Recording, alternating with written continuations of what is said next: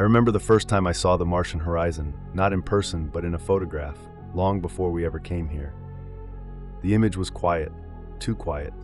A flat line of rust-colored dust beneath a pale pink sky, no clouds, no trees, no wind, just emptiness, frozen in time. And yet it breathed. Something in the silence called out, not as a promise, but as a question. Not, can you live here? But what does it mean to live anywhere?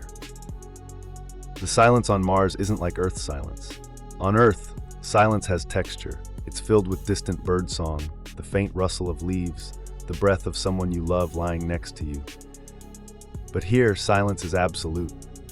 It's physical. You can almost feel it pressing against your suit, filling the vacuum like a presence you're not sure wants you there. I've walked alone across red plains that haven't been touched for billions of years, and in those moments, I don't feel like a pioneer. I feel like an echo. There's a girl I sometimes see, just a flicker in the curve of a reflection or the soft outline of a shadow on the glass. She walks ahead of me in the dust, never turning around, never speaking. Maybe she's memory, maybe she's fear, maybe she's what remains of Earth's gentleness, projected here in this place that resists softness with every grain of sand. I follow her because something in me still believes that tenderness can survive even this. And yet, Mars is not dead. It's sleeping. You can see it in the way dust swirls around jagged rocks like smoke around forgotten altars. You can hear it in the faint tremble of regolith beneath your boots, like the planet is listening. The sun is farther away here. The shadows are longer. Time stretches itself out, as if asking you to stay a little longer in each moment. As if asking you to become quiet enough to understand what silence really is. This is not just a story of living on another world. This is a story of what we bring with us. The noise inside us, the hunger, the ghosts, the warmth.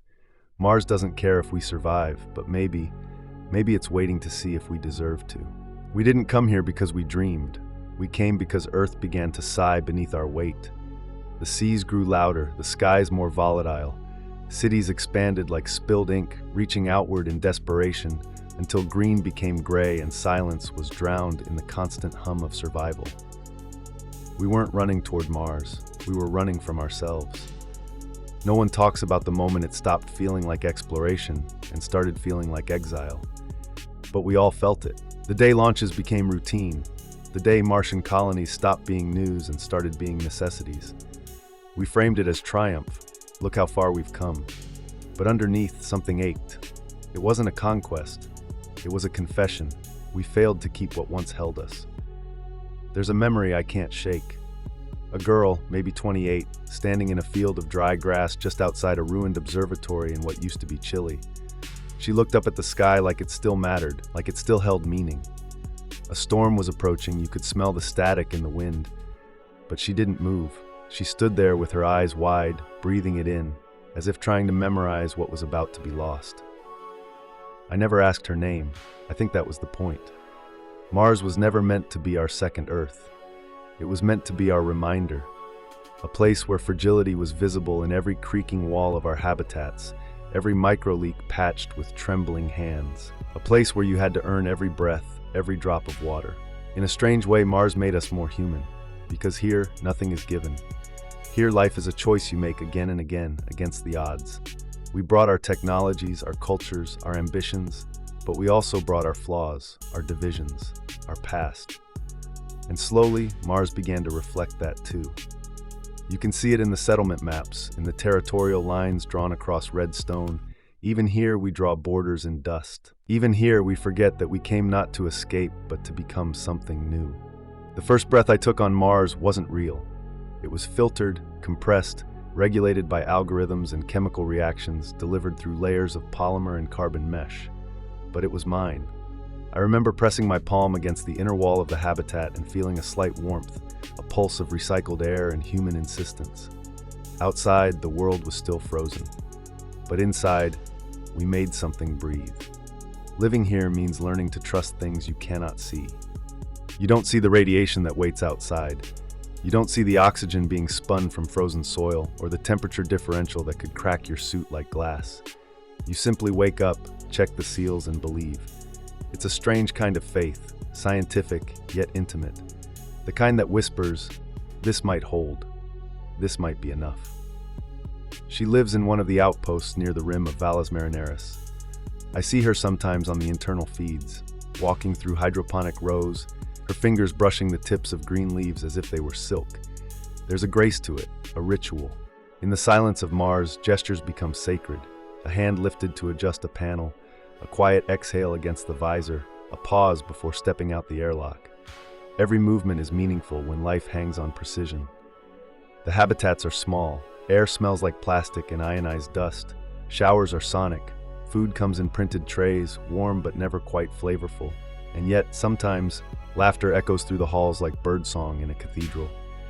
We leave messages on walls. We paint stars on the ceiling. We name machines like pets. We carry earth in fragments, a photograph, a melody, a scent trapped in a scarf.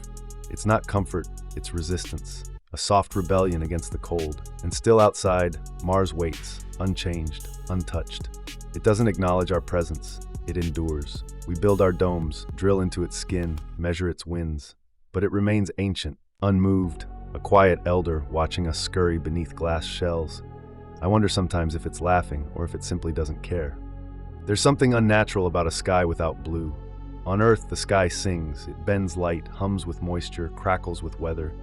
But here on Mars, the sky is thin and pale and silent. It feels incomplete, like the ghost of an atmosphere that forgot how to hold us. And yet we look up, every day, as if waiting for something to descend. I've watched her standing outside the dome in a pressurized suit, looking toward the horizon as dust devils twist silently across the plains. Her reflection flickers on the visor, merging with the faint orange of a distant hill. She doesn't speak. She doesn't need to. There's a quiet ritual in the act of witnessing, of offering your attention to a landscape that has no need for it. Sometimes the wind carries nothing but memory, the taste of dry metal, the faint hiss of static in your helmet. The creak of pressure seems adjusting to the cold. You become hyper-aware of your own body, the heartbeat in your fingertips, the condensation on your lips, the gentle shift of your spine as you lean into nothing. Mars makes you visible to yourself, not in a mirror, but in contrast, against the stillness, against the absence of Earth. We've sent machines into the sky here, drones, gliders, even tiny helicopters skimming thin air like dragonflies reborn. And when they rise, we cheer as if we too are lifted, but they fall quickly. The air is too sparse, too reluctant to carry wings. It reminds us, flight was never promised here. It must be earned, and even then, it may not last. The light is strange. It sharpens the edges of rocks, stains the ground with long shadows even at midday. Inside the dome, it filters through layered polymers, turning golden as it touches the hydroponics in her face. The weight of that light is different, not physical, but emotional. It doesn't push down, it pulls inward. It asks, are you still yourself under this sky, or have you become something else? Maybe that's the real transformation, not adapting to the environment but to the silence, to the idea that the sky no longer answers back, that you must learn to listen without expecting an echo. There's a moment in every dream when you begin to question its edges, when the colors fade, when the walls crack. Life on Mars is not a dream. It's what remains after the dream erodes. We came here chasing possibility, but time makes a strange companion. It dulls wonder. It calcifies awe. You stop staring out the window and start staring at screens. The girl I once watched dance barefoot through simulated gravity now walks with calculated restraint, her movements clipped by duty. Her laughter comes in shorter bursts, like compressed data packets. In her quarters, I saw a wilted flower once. Fabricated, of course, an old Earth model laced with carbon veins and artificial scent. She kept it anyway. Even in decay, it was beautiful, maybe because of it. There are arguments now, over oxygen rations, over research time, over silence. Silence has become political here. Too many questions hover unspoken in the corridors. Why did we come? Who gets to decide what survival looks like? What happens if we fail again, out here with nowhere else to run? I think about the early designs of Mars cities, great spiraling towers beneath glass domes, forests grown in controlled climates, sunlight poured through engineered skylights. They called it terraforming. Now, we patch leaks, we ration power, we barter sleep for warmth. The vision hasn't died, it's just become quieter. Like an old photograph in a drawer no one opens.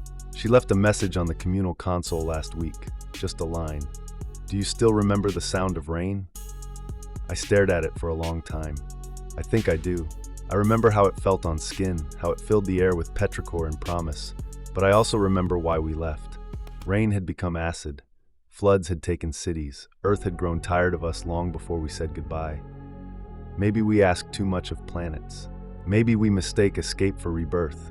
But even here, surrounded by dust and data, the question returns, is this living or is it waiting? And if it's waiting, what are we waiting for? She sat beneath the window at dawn, curled into herself, a tablet balanced on her knees, eyes half lost in the glare of thin Martian light.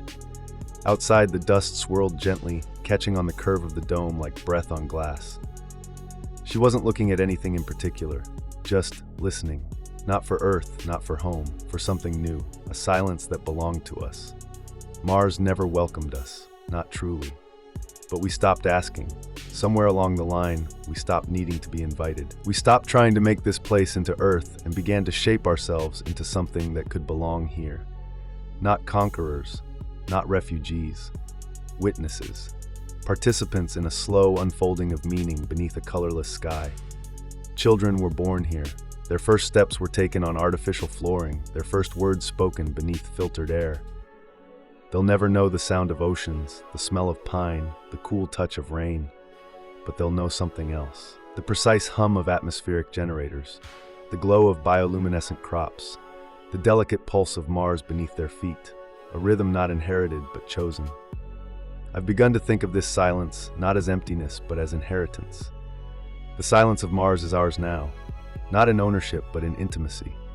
We've pressed our fears and dreams into its dust, carved our presence into its rocks, whispered to it in breathless hours before sleep. And it has listened, not with warmth, not with care, but with constancy.